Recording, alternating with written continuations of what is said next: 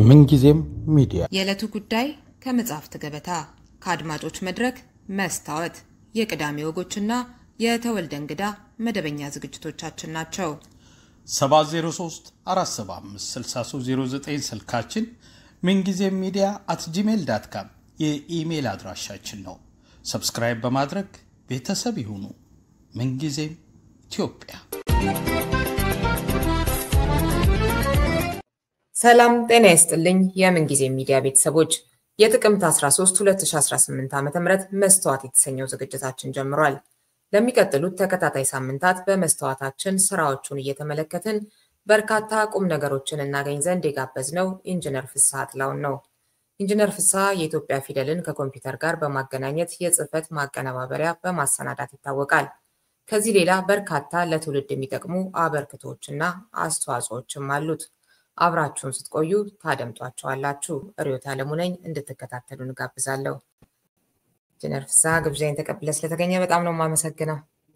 እንኳን ደህና ቆየሽኝ ሪዮት። በጣም እኔም በድጋሚ እያመሰገንኩ እንግዲህ የክፍል አንድ ጨዋታችን ትኩረት እንዲሆን የፈለግኩት ለአንተ መገኘት ምክንያት የሆኑት ወላጆችህንና የልጅነት ጊዜህን ነው። አጥላው ወልደ ዮሐንስ አጭር የህይወት ታሪክ በሚል ርዕስ የተዘጋጀውን የአባትህን ግለ ታሪክ የማንበብ ዕድል አግኝቼ ነበርና ከዛ ውስጥ ያገኘኋቸው መረጃዎችን፣ ምስሎችን ለጨዋታችን ማድመቂያ እጠቀማለሁ። የሚገርሙ አባት ናቸውና አባትህ ለምን እንደዛ እንዳልኩኝ እንግዲህ በጨዋታችን አድማጮቻችን ያገኙታል። እንደው ስለ አባትህ ስታስብ በቅድሚያ ወደ አእምሮህ የሚመጣው ምንድነው? እስኪ ያጫውተን ስለ ወላጆችህ ከአባትህ ጀምረን። አመሰግናለሁ።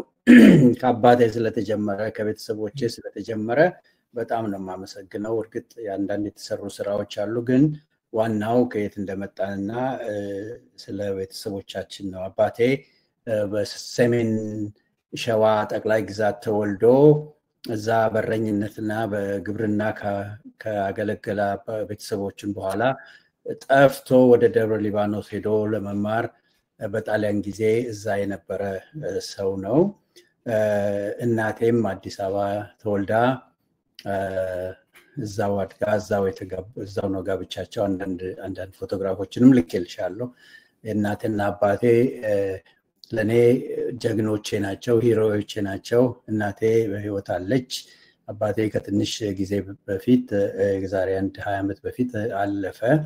ወደ አምላኩ ወደ እግዚአብሔር ተሰብስቧል ወደሚወደው እና ስለነሱ ለማውራት እድለኛ ነኝ። ያው ትንሽ ሆኜ ከትንሽነቴ ጀምሮ በእነሱ ኢንፍሉዌንስ ነው እንደው ክሬዲት የምሰጠው። መጀመሪያ ለተሰሩት ነገሮች ትንሽም ቢሆን ትልቅ ለእግዚአብሔር አምላክ ክሬዲት ሰጠዋለሁ። በእውነት እግዚአብሔር ነው ሁሉን ነገር ማድረግንም መፈለግንም በውስጣቸው የሚያደርገው እግዚአብሔር ነው ይላል ጳውሎስ።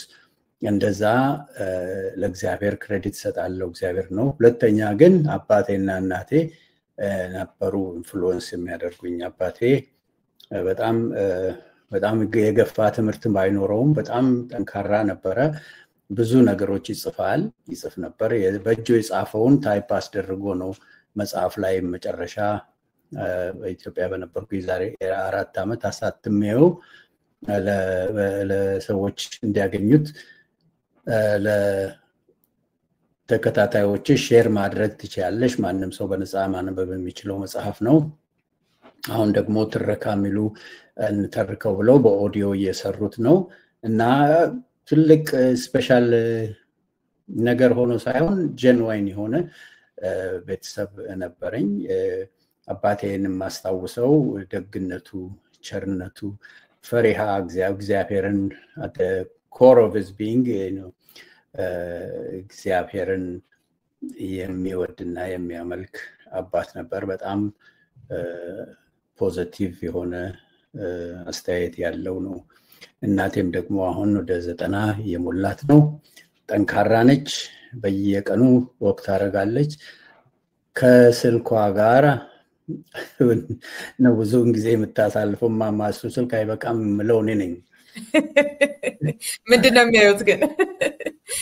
ያለው ሁሉን ነገር ዌብሳይቱ ላይ ብዙ መጽሐፍቶች አሉ። ይሄን መጽሐፍ እንዴት ነው ብላ መጽሐፉን ታነባለች። ስልኳ ላይ ኢትዮጵያ ነች ያለችው አሁን ራይድ ትጠቀማለች ነው ሹፌሯ ሲዘገይባት በራይድ ጠርታ በስልኳ መጣ ቤተክርስቲያን ያደርሳታል እና በሁሉ ነገር ትመራመራለች። ስልኩን እስኪ አይተናቸው እንመለስ።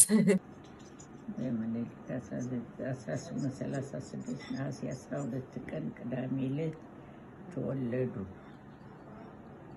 አባታቸው ኃይለ መለኮት ሳህለ ሥላሴ ሲሆኑ እናታቸው እጅጋየሁ ለማ አዲያም ይባል አዲያም ወይ archive.org ላይ ብዙ መጽሐፍቶች በኋላ ታነሺው ይሆናል። እነኚህ ሁሉ ያን ጊዜ ከመዘክር መጽሐፍቶች ሁሉ ሲወረወሩ የጀመርኩት ዌብሳይት ነው archive.org ላይ እነዛ ላይ ምኒልክ አጤ ምኒልክ የሚባለው መጽሐፍ በጣም ወደው መጽሐፍ ነው። ከመጽሐፍ ቅዱስ ቀጥሎ እሱ ነው ወደው ብያለሁ። ጳውሎስ ኞኞ የጻፈው እሱ መጽሐፍ ለማንበብ ፈልጋ ጊዜ ነበረኝ ዛሬ 2 ዓመት ጊዜ ነበረች ጊዜ እሱ ነው ስታነብ ከስልኳ ላይ ያጤ ምኒልክ ታሪክ እንደው የአባትህን ጉዳይ ጀመር አድርገነው ነበርና ፈሪሃ እግዚአብሔር ያለው እንደዚህ ያልክ የገለስከው ነበር። እስኪ ይሄ ደብዳቤ የመቼ ነው? እጅግ ለምወድ ልጄ ፍስሐ ጥላዊን በግዕዝ የተጻፈ ዳዊት ከንጹህ ብር ከተሰራ መስቀል ጋር መታሰቢያ ሰጥቻለሁ። ዳዊት በኦርቶዶክስ ተዋሕዶ ሃይማኖታችን ዋና ጸሎት ነው። በትምህርትም በኩል በልጅነት የሚማሩት ስለሆነ አንተም በሕፃንነት ከየኔታ አባይነ ዘንድ በደንብ ተምረሃልና ታውቀዋለህ ይላል።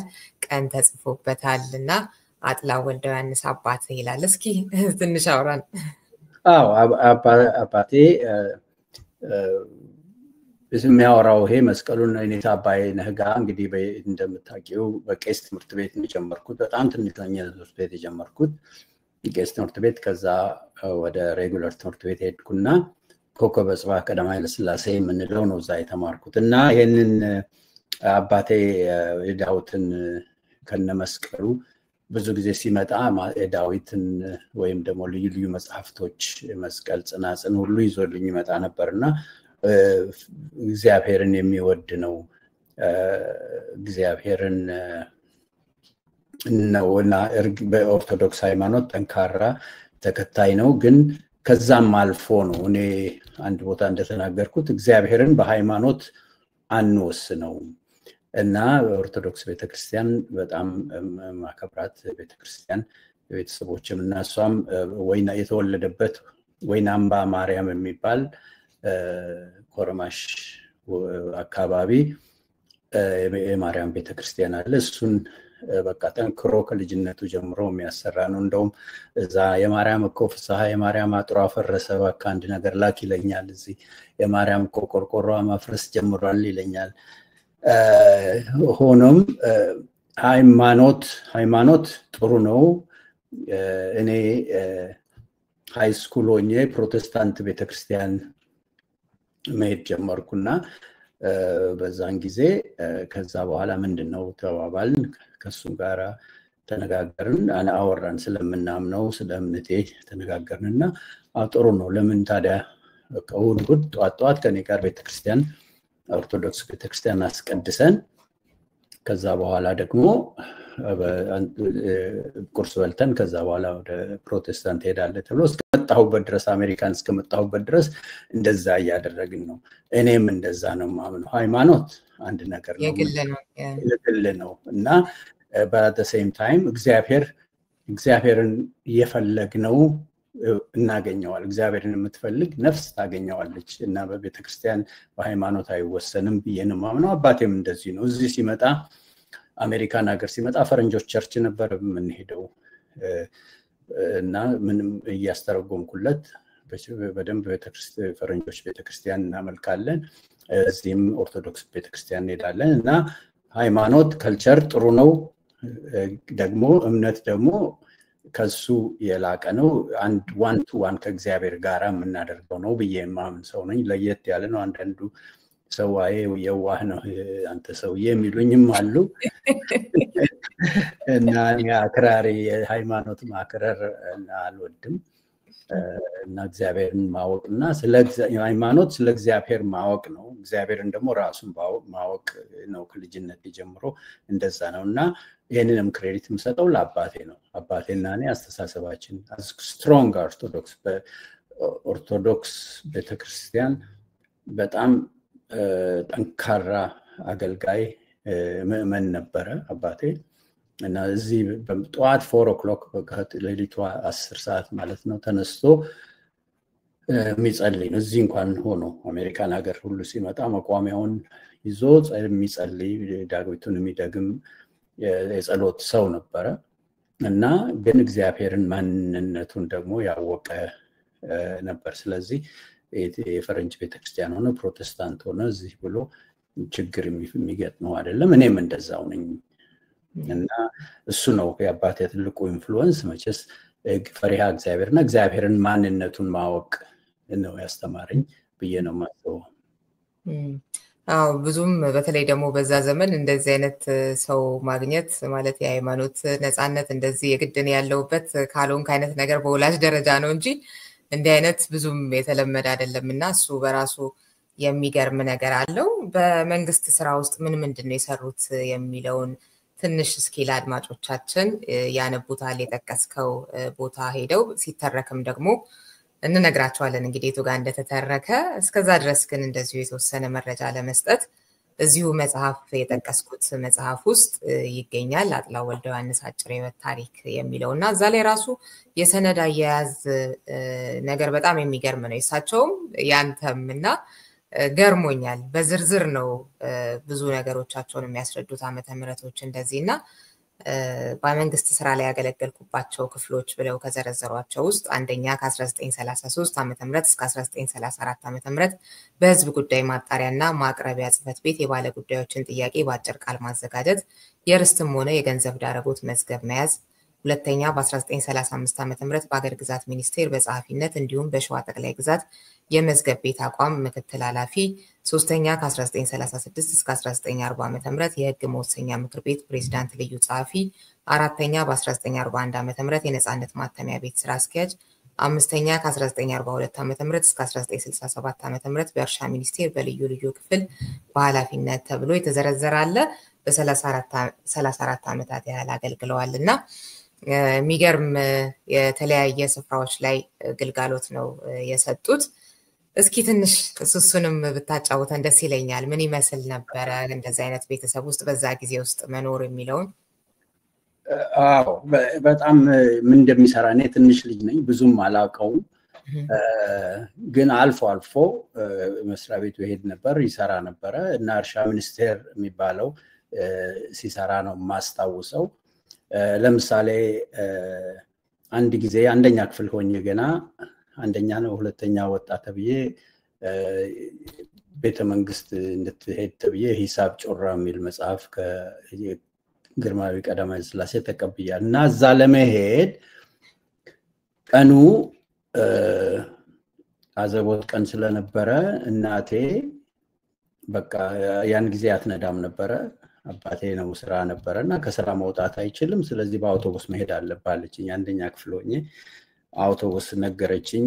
ከዚህ ካዛንቺስ እስከ 4 ኪሎ እንደገና ሌላ ባስ ለውጠ ወደ 6 ኪሎ ያን ጊዜ ቤተ መንግስት 6 ኪሎ ነበረ እዛ ሄደ ብላ የሰጠችና አባቴ ስላልቻለ በጣም በስራ የተጠመደ ስለነበረ እኔ የአንደኛ ክፍል ተማሪ በአውቶቡስ 2 አውቶቡስ ሄጄ የተቀበልኩት መጽሐፉ አለ ፎቶውን ልኬልሽ ይሆናል ሂሳብ ጮራ እና በአውቶቡስ ሄጄ ያን ጊዜ 15 ሳንቲም ነበር ደርሶ መልስ 25 ሳንቲም ነበር እና ደርሼ ተመልሼ መጽሐፌን ይዤ ተመልሼ መጣውና አባቴ ከማታ ነው ገና ሲመጣ ይሄውና ብዬ ለአባቴ ያሳየሁት። ስራ የተጠመደ ነበር ብዙ ስራ እንደሚበዛበት ነበር። የመንግስት ሰራተኛ ነበረ እና ታማኝ ሰራተኛ ነበረ ነው የምለው። እንግዲህ ሌሎቹን እኔ አልደረስኩበትም። ትንሽ ማተሚያ ቤት ምናምን የሚለው ሁሉ እኔ እርሻ ሚኒስቴር ሲሰራ ነው እንግዲህ ማስታውሰው ማለት ነው። እንግዲህ የምናየው እኔ ነኝ ያን ጊዜ ምናልባት ጸጉሬ የተመለጠው እኔን ቆብያ ረኩ ይሆናል ብዬ አስባለሁ። ከልጅነት ነው ቆብያ እስኪ እዚህ ጋርም እናትና አባትህ ናቸው አይደል? እስኪ እናትና አባቴ በጣም የሚዋደዱ ባልና ሚስት ነበሩ። የተቀደሰ ጋብቻ ነበራቸው። 50 ዓመታቸውን አክብረው ነው ከዛ በኋላ አባቴ ሄደው 50 ዓመት እናቴም አባቴም የመጀመሪያ ጋብቻቸው ነበር። ገና በልጅነት ነው የተጋቡት። ደስ ይላል በጣም። እንግዲህ እንዳልከው ከልጅነት ጀምሮ እስከ እርጅና ድረስ በትዳር ምን ይመስላል የሚለውን የሚያሳይ ፎቶ ነው ይሄና። ስለዚህ 50 ዓመት የነበረ በ50 ዓመት ሲከበር ነበር መልከጼዴቅ። ያኔ አባ ሀብተ ማርያም ነበር የሚባሉት። እናሳቸው መተው በደንብ 50 ዓመት ጋብቻ ስነ ስርዓታቸውን አክብረው ነው። ይሄ እንግዲህ ዛሬ 25 ዓመት ገደማ ነው እና የተቀደሰ ጋብቻ ጥሩ ጋብቻ ነበር። ይሄ የመጀመሪያው ቄንጠኛው ፎቶግራፍ እኔ ከመወለዴ በፊት ነው። እናቴም አባቴም ነው። እናቴም ሽቅር ብለው አሁን በኤአይ ከለራይዝ አድርጌው ይታያል። ግን ያን ጊዜ ከለር ፎቶግራፍ ስላልነበረ ይሄ ነው ያለው። ያን ጊዜ እንግዲህ ልክ እንደተጋቡ አባቴ ክሎዝ አፕ ማድረግ ከቻልሽ ታየዋለሽ። ቆቡን እግሩ ላይ አድርጎ ይታያል። እስኪ ከዚህ በላይ አልመጣልኝም። እናቴም አበባውን ራሷ ፀጉሯ ላይ አድርጋ ነው የሚታየው። ይሄኛው ፎቶ ላይ እንደዛ ነው የሚታየው። ደስ ይላል በጣም። እንደው የልጅነት ጊዜህን ትንሽ እንቆይበታለን ብያለሁ ለአድማጮቻችን ክፍል 1 ላይ እና በ12 ዓመት በ15 ዓመት ያደረካቸው ነገሮች የሚገርሙ ነገሮች አሉ እና ለዛም ደግሞ አባትህ ምን ያህል እንደሚያበረታቱ ጭምር የሚያሳዩ። ለምሳሌ እዚህ ጋር አሁን የኢትዮጵያ ድምጽ ላይ የ15 ዓመት ልጅ ቲያትር ደራሲ ተብለህ የወጣህበት ፎቶ አለ። ስላንተ የተዘገበበት ነውና የተወሰነውን ክፍል ላንብብላቸውና ለአድማጮቻችን ስለዚህም ትነግረናለህ። ሕፃን ሆኖ የዓለምን ኑሮ እንዴት አወቀው ብላችሁ ታስቡ ይሆናል። ዋናው ነገር የሐሳቡ ግብ ስለሆነ በታሪኩ እንድትጠቀሙበት ደህና አድርጋችሁ እንድትመለከቱልኝ አሳስባለሁ ያለው የ15 ዓመቱ ሕፃን ተማሪ ፍስሐ አጥላው አስደናቂ ቲያትር በሀገር ፍቅር ማህበር አዳራሽ ባለፈው ቅዳሜ ለቲያትር አፍቃሪዎች ድራማ አሳይቷል። የቲያትሩ ዋና ዓላማ አንድ ሰው እንኳንስ በቂ ባልሆነ ምክንያትና ከባድ ፈተናም ቢያጋጥመው በቀላሉ ተስፋ በመቁረጥ በራሱ ህይወት ላይም ሆነ በሌላው ሰው ህይወት ወይም ንብረት ላይ አደጋ ማድረስ ከባድ ነውርና አስቂ ነገር መሆኑን ተስፋ በሚቆርጡ ሰዎች ላይ እያስፌዘ ለተመልካች ምክር ለበስ የሆነ ድራማ የሚያመለክት ነው። በጋብቻም በኩል ያለውን የዘመኑን ጣጣ ፈንጣጣ እየነካካ ያልፍና በማህበራዊ ኑሮ በኩልም ከወላጆቹ ጀምሮ እስከ ህፃናት ያለውን ውስብስብ ሁኔታ እያብራራ ለተመልካች ያበስርና በተለይም በወላጆች አለመጠንቀቅ ሊደርስ ስለሚችለው የጋብቻ መለዋወጥ በልጆች ላይ ሊያደርስ የሚችለውን አደገኛ የቤተሰብ ኑሮ አውስቶ የእንጀራ እናትን መጥፎ አድራጎት በአሰቃቂ ሁኔታ ገልጾታል ይላልና እዚህ ላይ የገረመኝ ያንተ የቤተሰብ ሁኔታ ያለው ከእናት ከአባት ጋር ነው። ለዛውም በጣም በጥሩ ኑሮና ግን የጻፍከው ደግሞ ሌላ አይነት ህይወትን የሚያመለክት ነው። እንዴት የሚለውን ተጠይቀህም የመለስከው ነበረ። ሌሎች ተማሪዎች ላይ የምታየውን የምታነበውን እንደዚህና በ15 ዓመት እድሜ እንደዚህ ለማገናዘብ እንዴት ነው የተቻለው የሚለውን እና እንዴትስ ደግሞ ቲያትር ለማሳየትም ተቻለ እሱን እስኪ ያውራን። ልክ ነው። እዛም ላይ እንደምታዩ በኋላ ላይ 12 ዓመት ሆኖ የጻፈው መጽሐፍ ያሳይቷል የሚለዋል እና 12 ዓመት ሆኜም እንደዚሁ ጽፌ አሁን በጄም አለ አሁን እና የልጅነት ነገር ነው። ሾርት ስቶሪስ የአጫጭር ጽሁፎችን ነበረ የምጽፈው እና ብዙ ጊዜ በቃ ሰዎች ሲመጡ ቤታችን ከባል ሀገርም አንዳንድ ቤተሰቦቻችን ከባል ሀገር ድረስ መኪና ወይም አውቶቡስ የማይወስዱ ዘመዶች ነበሩኝ።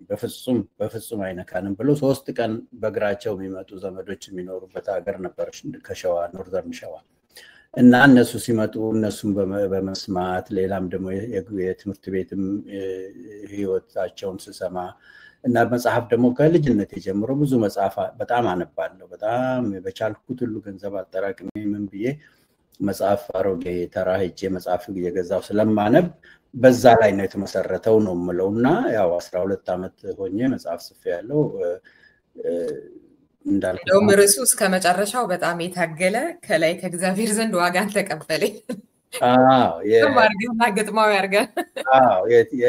የቲያትሩ ስም እንደሱ ነውና የቲያትሩን እንግዲህ 7ኛ ክፍል ገለው ከ6ኛ ክፍል ሆነን ጀመርኩትና በእኔው ነኝ ፕሮዲዩስ ያደረኩት እንትኑን ስክሪፕቱንም የጻፍኩት እኔ ነኝ እና ዳይሬክት አድርጌ ሪክሩት አሁን አክተሮቹ አሉ። አንደኛው እንደውም ዋናው አክተር አክሊሉ ኃይለ መስቀል ይባላል። ደንቨር ነው የሚኖረው እና አቶ ድለቢሱ ብዬ ዋናው አክተር እሱ ነበርና በየትምህርት ቤቱ ኮከበ ጽባህ ታየ። መጀመሪያ ተደጋግሞ ታየ።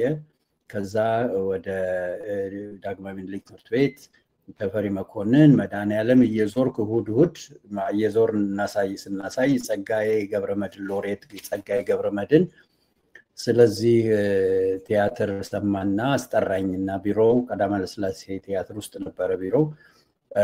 አገር ፍቅር ብታሳየው እንዴት ነው አለኝ።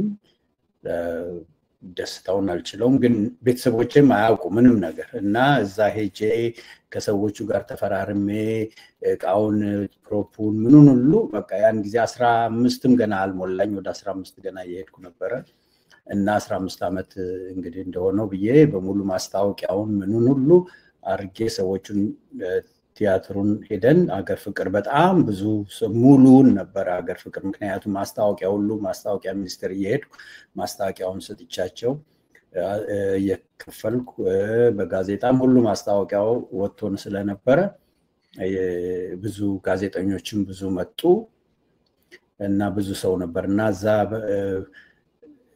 አዳራሽ ውስጥ የነበረው ሰው በጣም የሚያስቅ ነበረ።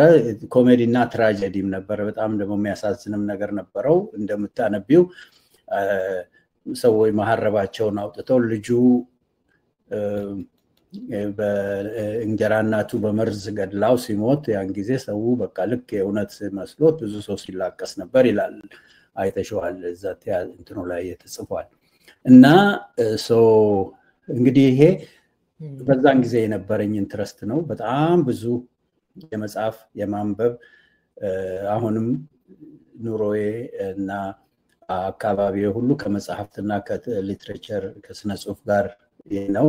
ይሄ ከአማርኛ ኮምፒውተርም ጋር ቅድም ሜንሽን ያደረግሽው መጀመሪያ ለራሴ ለጽሁፍ ብዬ ፈልጌ ለራሴ ብዬ ነው ዴቨሎፕ ያደረኩት የአማርኛውን ሶፍትዌር እና እንደዛ ነው። ያው እና ሃይ ስኩል ትምህርት ቤታችን በጣም ጥሩ ትምህርት ቤት ነበር። ኮከበ ጽባህ ቀዳማዊ ኃይለ ሥላሴ ያን ጊዜ ቀዳማዊ ኃይለ ሥላሴ ተመላላሽ ትምህርት ቤት ሆኖ በቅንፍ ነበር ኮከበ ጽባህ የሚባለው። አሁን ያን እንግዲህ በደርግ ጊዜ ስሙ ተለውጦ ኮከበ ጽባህ ተባለ። አሁን ግን እንደውም በዛሬ 4 ዓመት ሄጄ ስሙን እንደገና ሪስቶር ለማድረግ ቀዳማዊ ኃይለ ሥላሴ ኮከበ ጽባህ እየተባለ ነው ትምህርት ቤቱ። እዛ ነው የፐብሊክ ስኩል ነው። ፈረንጆች እና ህንድ አስተማሪዎች ነበሩ። የፐብሊክ ከካዛንቺስ ድረስ አባቴ በቃ ጥሩ ትምህርት ቤት ነው ብሎ የሚቀርበን አስፋወሰን ነበር። ካዛንቺስ ግን እዛ ድረስ ወስዶ እየተመላለ 1 ሰዓት ገደማ ነው ወክ እያደረኩ መሄደው የነበረው እና ኮከበ ጽባህ ነው ትምህርት ቤት ነው። እና የመጀመሪያ አንደኛ ክፍል ራሱ የሙዚቃ ትምህርት እንማር ነበር። ሚስተር ሃንሰን የሚባል ከሆላንድ የመጣ አስተማሪ ነበር። ዳይሬክተሩ ሚስተር ውድ ሚስተር ካርማይክል የሚባሉ አሜሪካውያን ነበሩ እና በጣም አድቫንስድ የሆነ የፐብሊክ ትምህርት ቤት ያው ነፃ ነው እና ከአንደኛ እስከ 12ኛ እዛ ነው የተማርኩት እና እዛ በነበርኩበት ጊዜ የስነ ጽሁፍ ብዙ ነገሮች ሰራ ነበረ። ሃይ ስኩል ሆኜ የኮከበ ጽባህ ጋዜጣ ነበር በየ2 ሳምንቱ የምናወጣው የሱ ኤዲተር ነበርኩ። እሱ ሁሉ አለ ልክልሻለሁ። ኤኒዌይ እስካሁን ድረስ ቅድም እንዳልሽው መዝገብ ማስቀመጥ ወዳለው ልክ አባቴ ተመሬ ሁሉ የአንደኛ ክፍል ሰርቲፊኬት ሳይቀር አለ። የሚገርም ነው በጣም። አዎ ሰሞኑን ስለ ግዕዝ ሲወራ የኔ ሰርቲፊኬት ላይ አንደኛው ክፍል ግዕዝ የሚባል ያለበትን ልኬላቸው ሰዎች ወዲያ ወዲህ ሲሯሯጡ አይቻለሁ። ግዕዝ አንደኛው ትምህርት አልተማርኩትም፣ ግን ቦታው ነበረው በግዕዝ እና አማርኛ ሁሉ ያን ጊዜ እንማር ነበረ።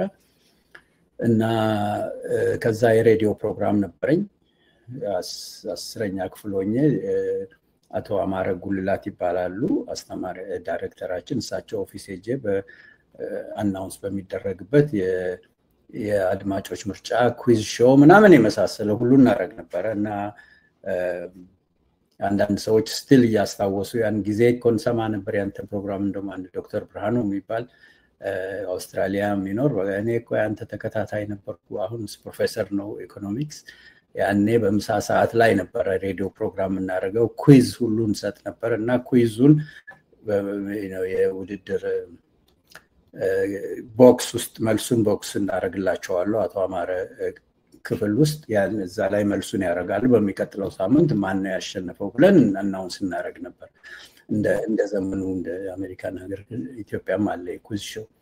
እና ያን ጊዜ 10ኛ ክፍል ሆኜ እንደሱ ነበረ። ደግሞ ከመጽሐፍ ቅዱስም ጋር በተገናኘ የመጽሐፍ ቅዱስ ክለብ ነበር።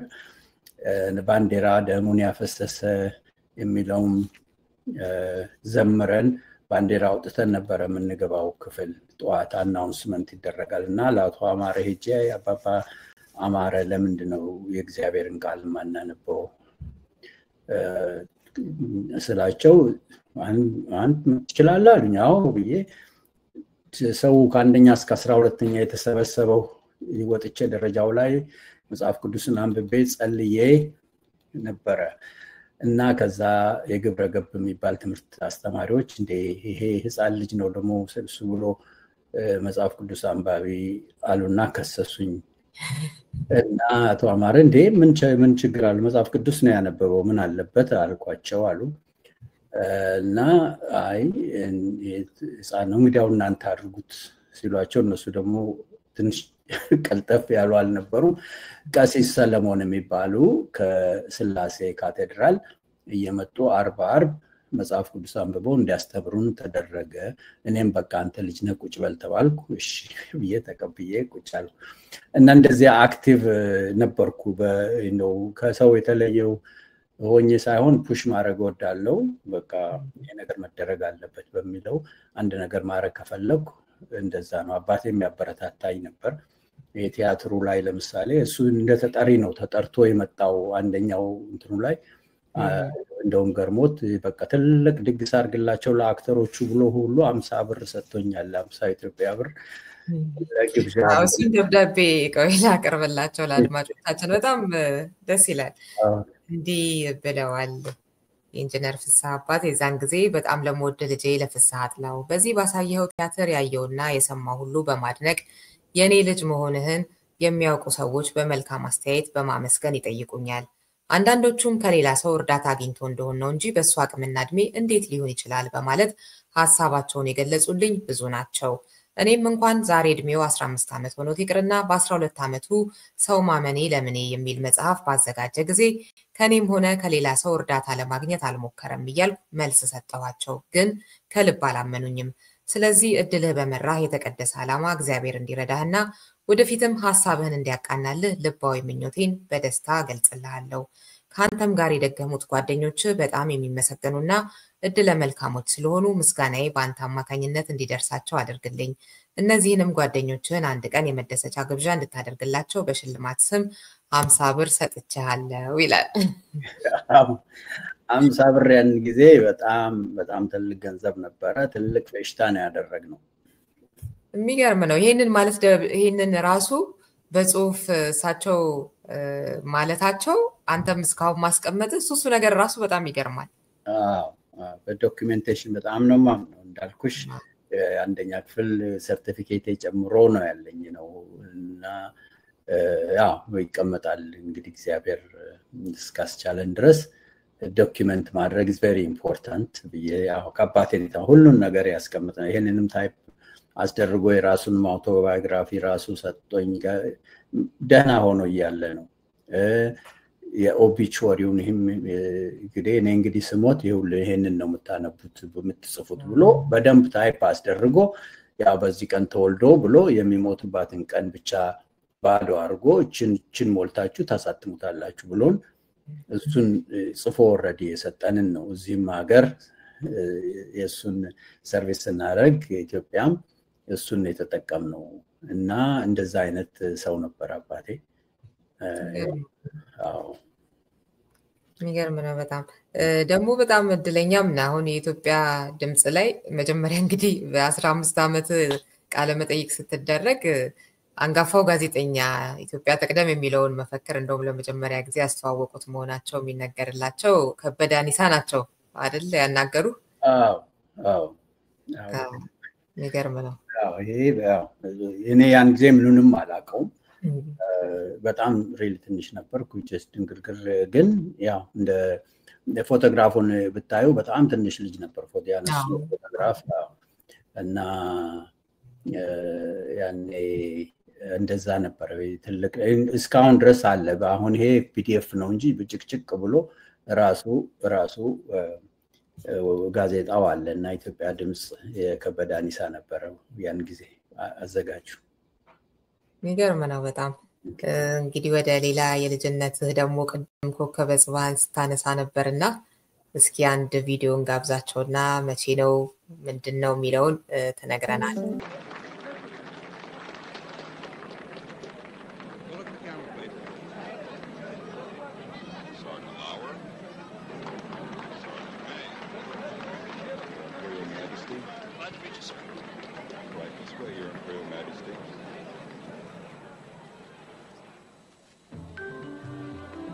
የዚህን ቀን ምን እንደሆነ ንገረንና ከዚሁ ላይ ደግሞ አንተ ምን ትመስል እንደነበር አሳያቸዋለሁ። 9ኛ ክፍል ሆኜ ወይዘሮ ብርሃኔ አስፋው አስተማሪ 9ኛ ክፍል አስተማሪ አይተሽዋል። አሁን ኢትዮጵያ ነች። አንኮበር ሎጅ የሚባለው ከኢንጂነር ተረፈ ራስ ወርቅ ጋር የጀመሩት አለ አዲስ አበባ ነች።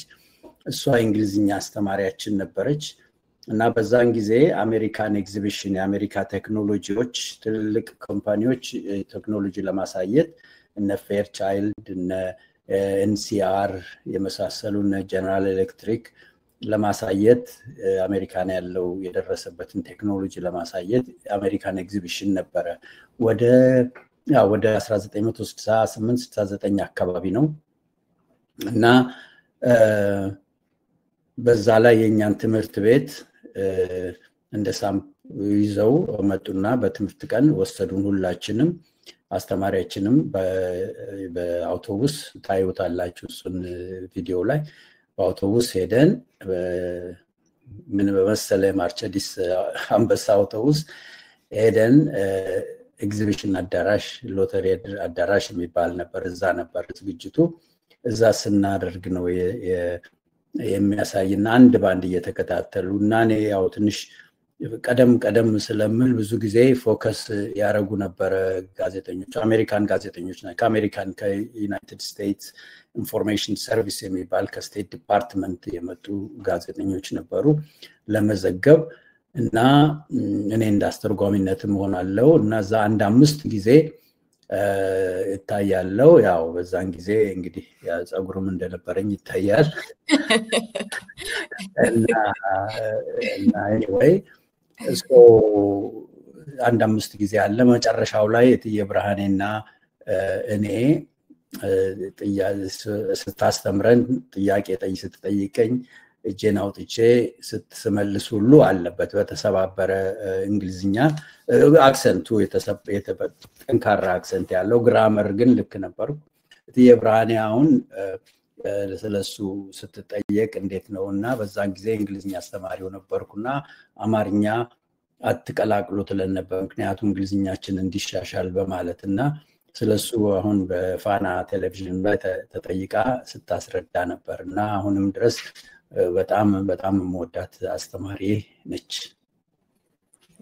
እስኪ ነውና የልጅነቱን ከዛ ደግሞ በክፍል 2 እንመለስበትና አሁን እትዬ ብርሃኔ ምን እያለች ነው ደግሞ ስላንተ የሚለውን ያኔውን ኦኬ ጋብዛለን። እሺ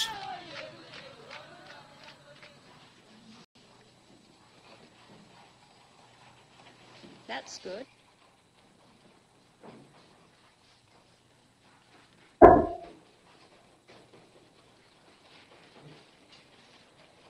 That's very good.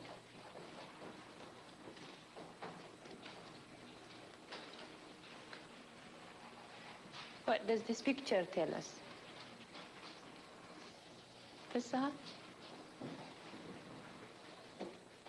This picture tells us in early times the Americans did not have modern machineries and they were using their hands. Yes. In ancient days, the Americans used ብትጨርሱት ጥሩ ነው። በጣም እንግሊዝኛዋን ብትሰሙት በጣም እሺ የሚደንቅ ነው። አዎ እሱን ማድረግ ይቻላል። እንደውም ከኔ ይልቅ የሷ ነው የሚደነቀው። working an iron in his forge. In America, everybody worked and they built quite a nation. እሺ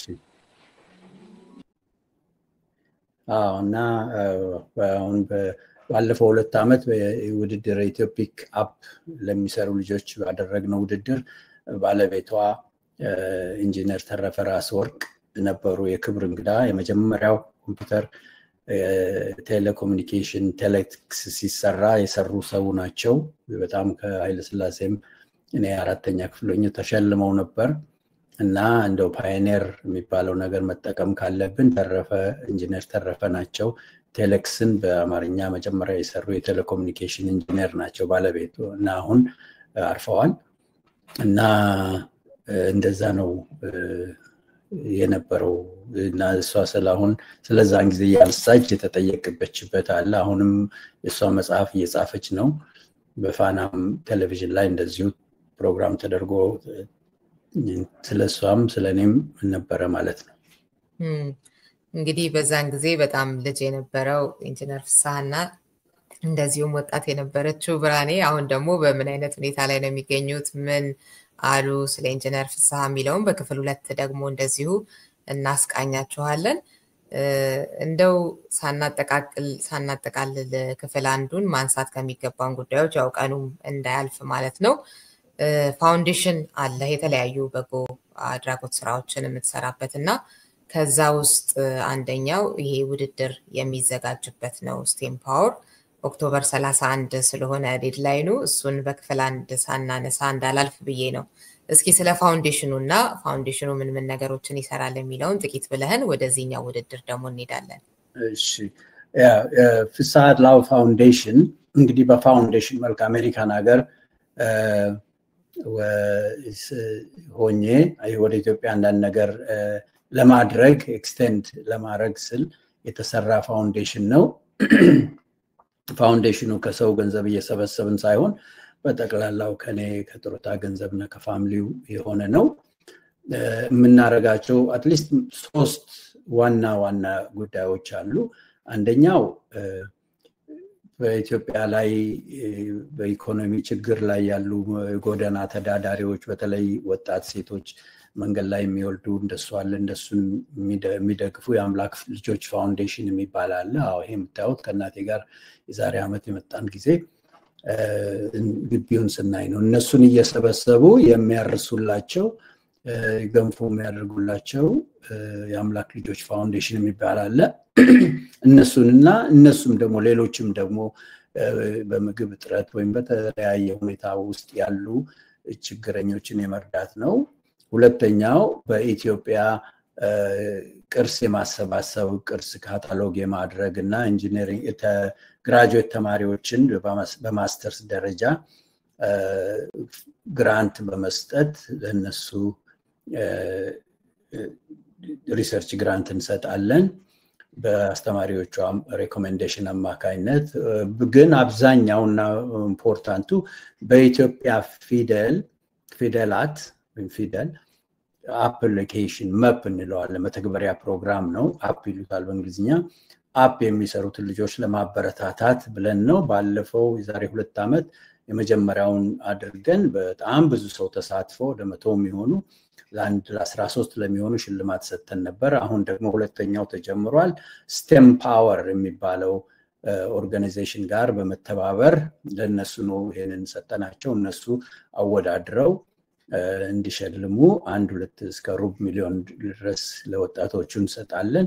ይሄ ነው እና በኢትዮጵያ ፊደል በጣም በጣም ጠንካራና ብዙ ነገር ማድረግ የሚቻልበት ነውና እንደምናየው አሁን ወደፊት እናወራዋለን በአርቲፊሻል ኢንተለጀንስ እና ከኦፐሬቲንግ ሲስተሙ ውስጥ ሁሉ አሁን ኢትዮጵያ ፊደል እንዲገባ ተደርጓል አለ እና አንድ ኮምፒውተር ድሮ ዳውንሎድ አድርጉ ይሄን ግዙ ያን ግዙ ይባል ነበር።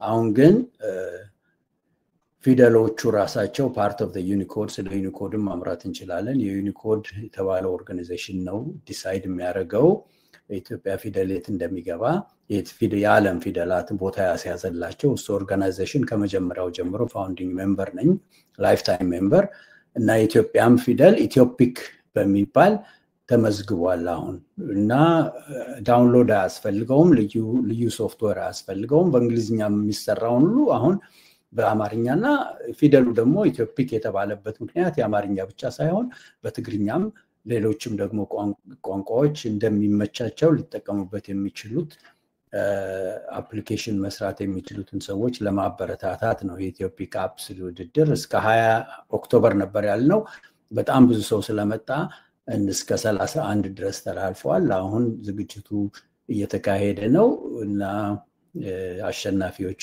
ያንን የሚታየውን ሽልማት ያገኛሉ ማለት ነው እንግዲህ አንደኛ ለወጣ 100,000 ኢትዮጵያ ብር ሁለተኛ 75,000 ሶስተኛ 50,000 ይላል እንዴት ገብተው ነው የሚወዳደሩት ምናምን የሚለው መወዳደር የሚፈልጉ ሰዎች ቢኖሩ እንደገና መስፈርቶቹ ምንድናቸው ትንሽ ብትሄድበት ደስ ይለኛል አፕሊኬሽኑ የስቴም ፓወር ፌስቡክ ላይም አላቸው የስቴም ፓወርም ዌብሳይታቸውም ላይ አለ አፕሊኬሽኑ ትንሽ ቀን የቀረው ግን ይቻላል እና በዛ ፎርም አለ በዛ ፎርም ያደርጋሉ ለማህበረሰቡ የሚጠቅም አፕሊኬሽን የሚሰሩ በአግሪካልቸር የሆነ በህክምና በንግድ በመሳሰሉት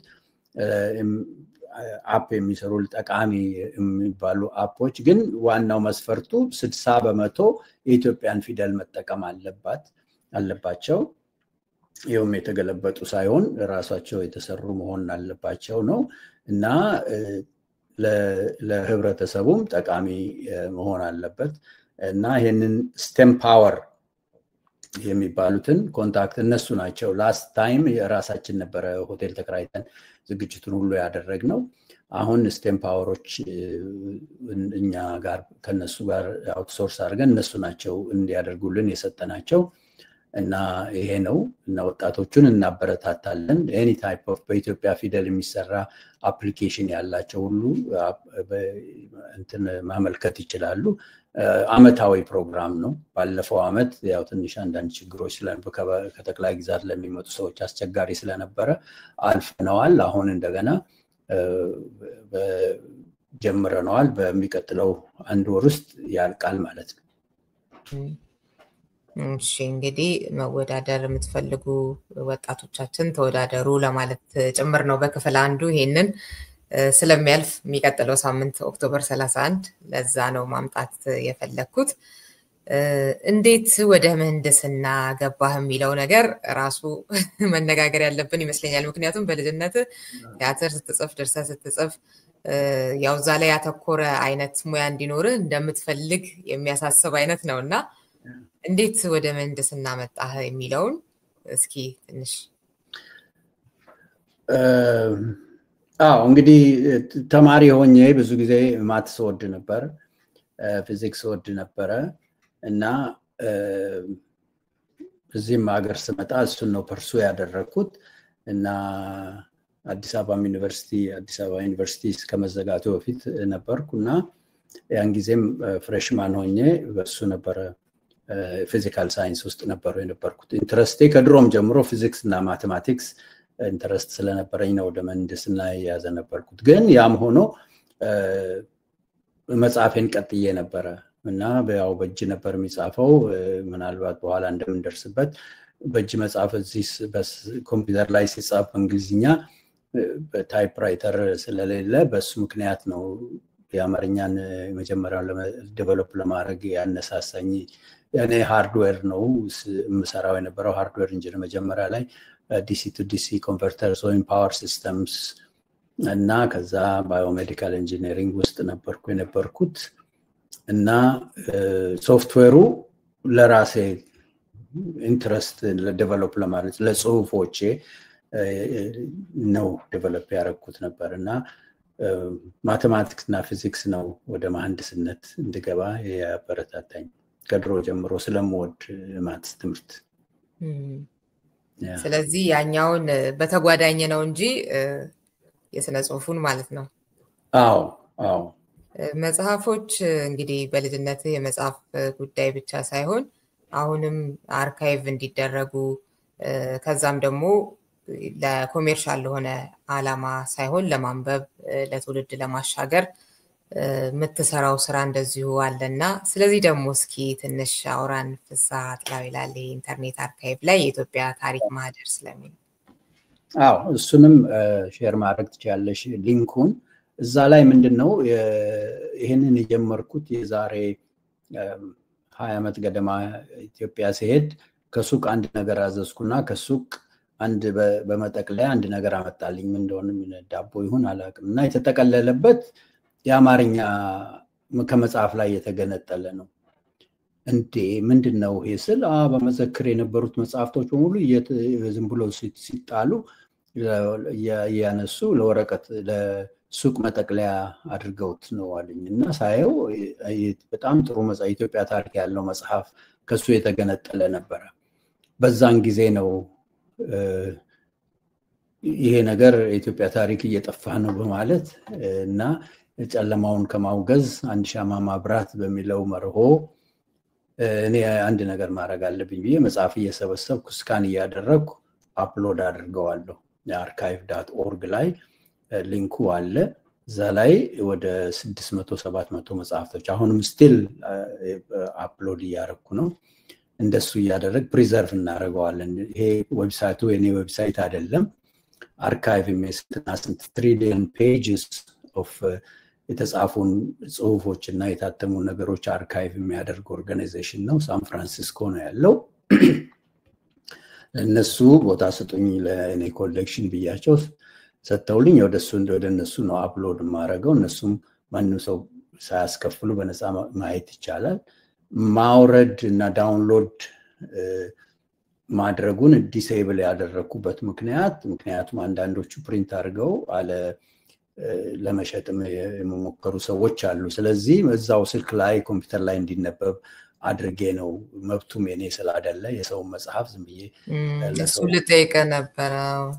እንደሱ ማድረግ ስላልፈለኩ ማድረጉ ግን ችግር የለውም ነው። እሱንም ፍቃድ ጠይቀ ነው። እንዴት ነው እሱ ላይስ ያለው ነገር ማስቀመጡ ራሱ ነው ማለት አፕሎድ ማድረጉ አፕሎድ ፕሪንት እስካልተደረገ ድረስ ልክ እንደ ላይብረሪ ማስቀመጥ ነው። የራሴን ስም የራሴን ብዙዎቹ ይሉኛል ፍስሐ ሚላየን በየቦታው ይላል። የራሴን መጽሐፍ ላይ ስሜን ፈርማለሁ። የራሴን መጽሐፍ የራሴ ላይብረሪ ነው።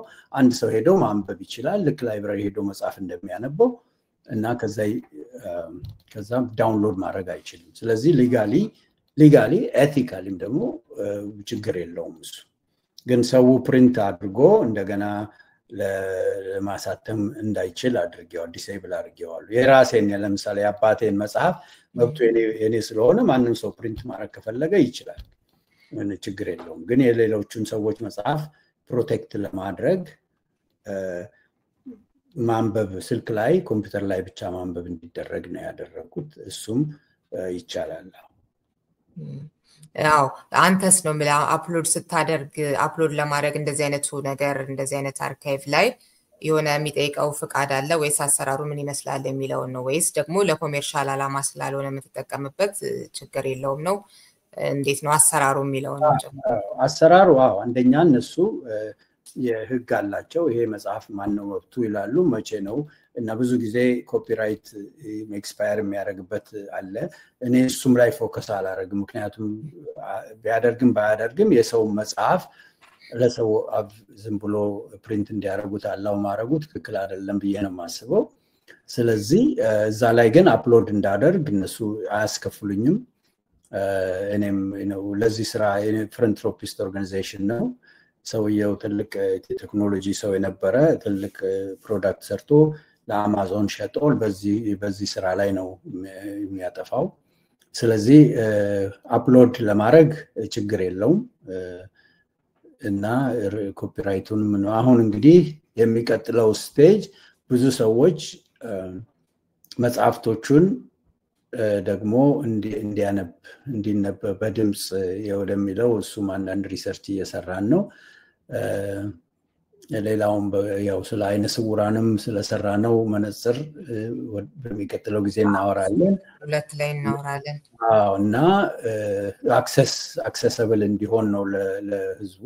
እና ለምሳሌ በጣም አዲስ መጽሐፍ ነው ወይም ደግሞ የተባለ ለምሳሌ አዲስ አበባ ይሄ ጠቅላይ ሚኒስትር አክሊሉ ሀብተወልድ መጽሐፍ የታሪክ ማስታወሻ የሚል ነው መሰለኝ። እሱን አዲስ ከኢትዮጵያ ገዝቼ ስካን አደረኩትና ግን አዲስ መጽሐፍ ስለሆነ የአዲስ አበባ ዩኒቨርሲቲ ፕሬስ ነው ያሳተመው እና ይሄንን መጽሐፍ አፕሎድ ባረገውና ምን ይመስላችኋል ብዬ ጻፍኩላችሁ ለአዲስ አበባ ዩኒቨርሲቲ ፕሬስ። ምን አሉ እነሱ እንደውም በጣም ነው ደስ የሚለን ብቻ ሳይሆን ሌላም ዲጂታይዝ የምታደርግልን አለ እባክህን ቀጥልበት አሉኝ። እና አንዳንድ ጊዜ አዲስ የሆነ መጽሐፍቶች ወይም ደግሞ ገበያ ላይ እየወጣ ያለ ለመወዳደር እንዳይሆን እጠነቀቃለሁ በተቻለ መጠን። እና አንድ ሰው ለምሳሌ መብቱ ይሄ ነው ይሄን ነገር አፕሎድ አረክ እኛ ለመሸጥ እየሞከር ነው ካለኝ መብት ያለው ሰው ወዲያው ነው የማወርደው፣ ምንም ችግር የለውም። ለመወዳደር አይደለም። በእውነት የተሸጠ ከሆነ that's fine። ግን እኛ ዲሴብልም አይደለም። ይሄ ሰው ብዙ ሰው ወረቀት ሶፍት ኮፒ ብዙ ደስ አይለውም። ብዙ ጊዜ እኔ በእጄ መንካት አለብኝ መጽሐፍ የሚል አለ። እንደውም እዛ ላይ ካነበበው በኋላ ይሄንን አሁን መጽሐፍ እዚህ ላይ ስልኬ ላይ አንብቤዋለሁ እንዴት ነው ማገኘው ብለው ሁሉም ይጠይቁኝ አሉ። እንግዲህና ሌሎች መጽሐፍትም የድሮ መጽሐፍቶች የሚያከፋፍሉ ነዘራፍ መጽሐፍ የመሳሰሉ የሚሸጡ አሉ። ወደ እነሱ ጋር ልካቸዋለሁና ከዛ ይገዛሉ። እና ያው ኮፒራይት ኢሹ ወይም ደግሞ ባለመብቱ ደራሲውም ሆነ የደራሲው ቤተሰቦች ይሄ ነገር እኮ የመብቱን ለመሸጥ እየሞከርን ነው እዛ ላይ መውጣቱ ደስ አላለንም ካሉ እኔ ደስ ነው። ገበያ ላይ እስከተገኘ ድረስ መጽሐፉ ንግድ ስላልሆነ አወርደዋለሁ። እነሱ ሃርድ ኮፒውን መሸጥ ይችላሉ። እንደዛ ግን ጥያቄ ደርሶኛ አያውቅም እስከዛሬ ድረስ። እሺ እስኪ አንድ የፊልም የተቀነጨበ ስማ ሶል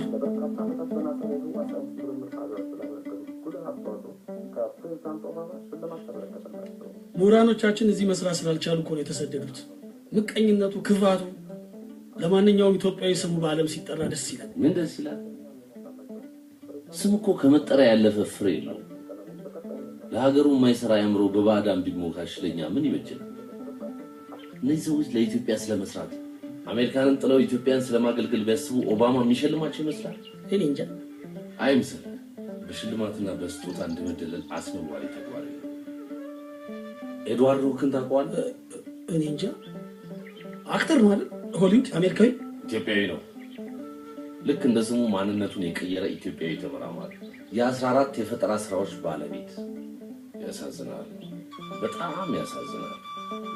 ኢትዮጵያ አንስታይን የላት፣ ኒውተን የላት፣ ኤዲሰን የላት። ምሁሮቿን እያሳደገች የምትቀማ ምስኪን የወላድ መከራ። እኔ የምፈልገው እንደ ፕሮፌሰር ጋቢሳ ጀታ ለገበሬው፣ እንደ አክሊሉ ለማ ለውሃ ወለድ በሽታ፣ እንደ ኢንጂነር ፍስሐ አጥላው ቋንቋችንን ከኮምፒውተር የሚያስተዋውቅ ለሀገሩ የሚሰራ ምሁር ነው የሚያስደስተኝ። ቴንክ ዩ መልሰኛል።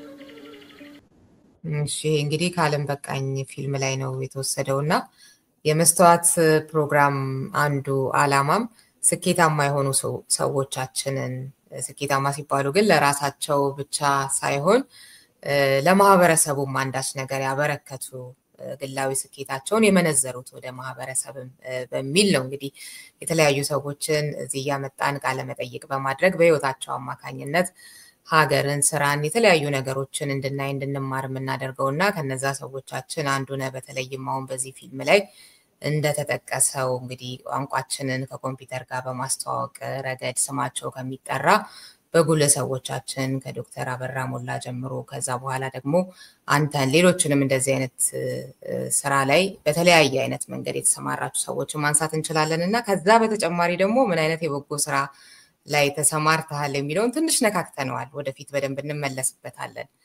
እንደው ይህንን ስኬትንና እዚህ ሀገር ላይ መጥቶ በጣም የተሻለ ትምህርትን አግኝቶ ቆንጆ የሚባል እንግዲህ መስሪያ ቤት ውስጥ እየሰሩ በደሞዝም በስምም ማለት ነው ቅድም ፊልሙ ላይ እንደተጠቀሰው ቅጽል ባለውም ከዛ ደግሞ ለሀገር መትረፍ አለ አለመትረፍም አለና ከዛ ጋር የተያያዘውን ነገር የህይወት ፍልስፍናስ ምን ይመስላል የሚለውን እሱን ትንሽ ብትለን ደስ ይለኛል። አዎ እኔ አሁንም ቢሆን ቅድም እንዳልኩት ቢቄላም አዋርድ ላይ ላስት ታይም የተናገርኩት ጨለማውን ከማውገዝ ትንሽ ሻማ ማብራት በሚለው ትልቅ አባባል የድሮ አባባል ነው። እኔ የፈጠርኩት አይደለም እና ብዙ ነገር ነው አይደል? እና ብዙ ዲስከሬጅ የሚያደርጉ ተስፋ የሚያስቀሩጡ ነገሮች እንደው እነሱ ላይ ካልን በተለይ በዘመናችን ብዙ ነገሮች አሉና እነሱ ላይ ይሄ ነገር ይሄ እንደዚህ ነው አንዱን ዳውን ስንል አንዱን ስናወግዝ ጊዜያችንን ከመናጠፋ አንድ የምንችለውን ነገር በሚለው ነው እና የኔም መርሆ እንደዛው ነው። እኔ ትልቅ ነገር ሆኖ ስሜ ሲጋነን አልወድም። የተደረገው ነገር ተደረገ። ከዛ በኋላ ሙቭ እናድርግ እና በጣም ጎበዝ የማደንቃቸው ሰዎች አሉ ምሁራን። ብዙዎቹ ግን ወደፊት መቅረብ ይከብዳቸዋል። ምክንያቱም አንዳንድ ጊዜ ትንሽ ስለሚጋነን እና እነሱን እንደዚህ ማድረግ ለትውልድ ማስቀመጡ በጣም ጥሩ ነው። ግን ዱ ዲሊጀንስ ሰርቶ በኢትዮጵያ ዱ ዲሊጀንስ የለም። ኢንጂነር ሳሙኤል ዘሚካኤል ሳይንቲስቱ የሚባል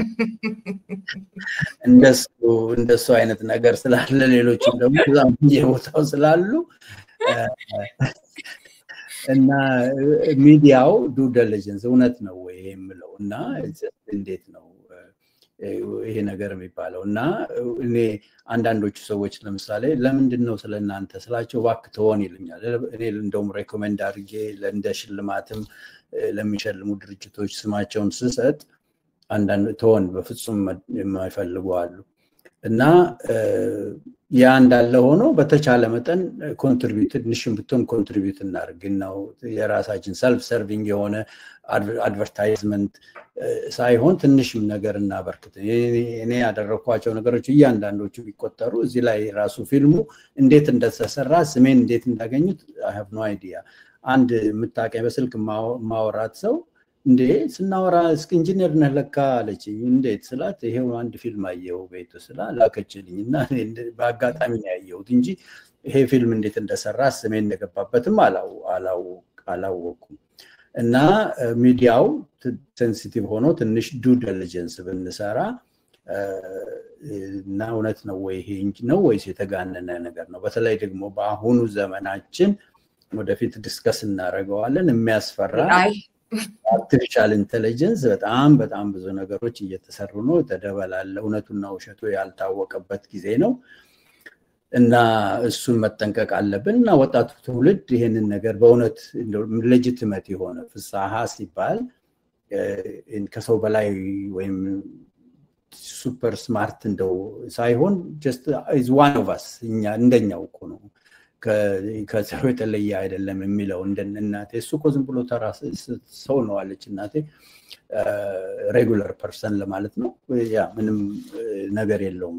አንድ ሰው ነው። አንዳንድ ጥፋትም አለበት ድካምም አለኝ እኔ ሰው ነኝ እና ከሱ ጋር ሰው አይደንቲፋይ እንዲያደርግ እንጂ ከሰው በላይ ወይም ከሰው የተለየው ሰው ሆኜ አይደለም የሚለውን ለማውጣት ነው በተቻለ መጠን እና ሌላውን ወጣቱም ሪሌት የሚያደርገው ይሄ ሰው ልዩ ተሰጥኦ ልዩ ስላለው ሳይሆን በቃ ፐርሲስት በማድረግ ነው የሚለው ነው። በየቦታው የምናገረውም ይሄ ነው። ብዙ ሰዎች አሉ ኮንትሪቢዩት ያደረጉ። ለምሳሌ ነው ስለ አማርኛው በዛን ጊዜ ከኔ አካባቢ የሚሰሩ ሰዎች ነበሩ። ስማቸውን ዘርዝሬ እናገራለሁ ዌብሳይቱ ላይ ከሌ ያን ጊዜ ሰው ገበያ ላይ ወይም ሰዎች ገብቶ ሊሰራ የቻለው የኔ የሰራሁት ኮምፒውተር ቢሆንም በዛን ጊዜ ሴም ታይም ብዙ ሪሰርች የሚሰሩና ዴቨሎፕ የሚያደርጉ ሰዎች እንደነበሩ ስማቸውን ሁሉ ዘረዝራለሁ እና ክሬዲት ሰጣቸዋለሁ።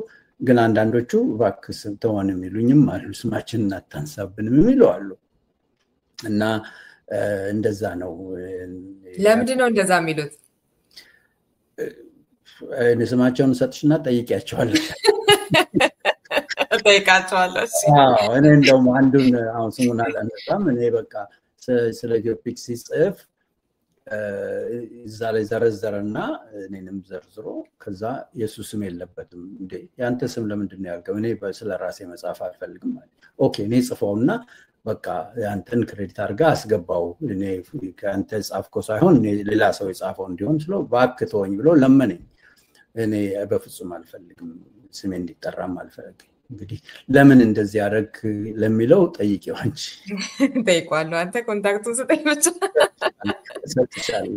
ብዙ አሁን የሱን ፎንት ብዙ ስም እንዳልጠራ እየተጠነቀቁ የሱን ፎንት ነው በየቦታው የምንጠቀመው።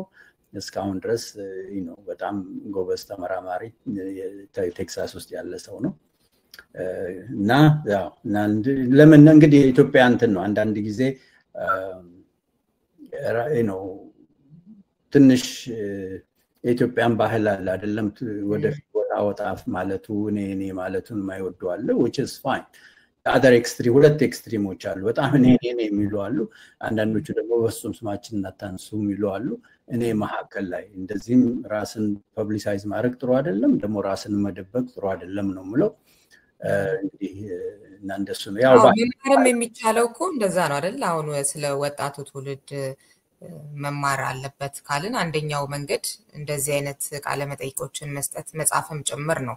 አንዳንዱ ነገር ለራስህም እኮ አይደለም የምትናገረው የምትጽፈው፣ ለትውልድም የሚጠቅም ነገር ነው። የሌለ ነገር አይሆን እንጂ ቅድም እንዳልከው ዶክተር ኢንጂነር ሳሙኤል ዘሚካኤል አይነት እሱ የሚዲያው ድክመት የሚዲያው ብቻ አይደለም እንዴ ብዙ ዶክተሮቻችን ፕሮፌሰሮቻችን ቁጭ ብለው ነው እሱ ሲያብራራ የነበረውና ከከሌ ጋር ተገናኝቼ የሚለውና አንዳንዴ ወደ ሚዲያ የመጣ ነገርን በሙሉ አዎ ነው ብሎ የመቀበልም አይነትም ነገር አለ ያለ መመርመር። እሱ ነገር ኤአይ ወደው ሲጨመርበት ምን ያህል አደገኛ ሁኔታ ላይ እንዳለን ሳምንት እንመለስበታለን። ብዙ የምታስተምረን የምትነግረን እንጨዋወተው ነገር አለ።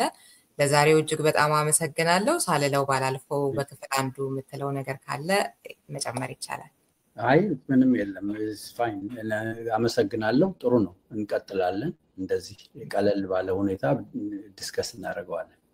እሺ ለክፍል አንዱ ቆይታችን በጣም ነው የማመሰግነው። ክፍል 2 እንመለሳለን። አድማጭ ተመልካቾቻችን መወዳደር የምትፈልጉ ደግሞ www.stempower.org በሚለው ላይ ገብታችሁ ዝርዝር መረጃዎችን ማግኘት ትችላላችሁ። ክፍል 2ን ሳምንት ይዘን እንመለሳለን። እስከዚያው ሰላም ሁኑ። ምንጊዜም ሚዲያ የዕለቱ ጉዳይ ከመጽሐፍት ገበታ ከአድማጮች መድረክ መስታወት የቅዳሜ ወጎችና የተወልደ እንግዳ መደበኛ ዝግጅቶቻችን ናቸው። 703-475-6309 ስልካችን፣ ምንጊዜም media@gmail.com የኢሜል አድራሻችን ነው። ሰብስክራይብ በማድረግ ቤተሰብ ይሁኑ። ምንጊዜም ኢትዮጵያ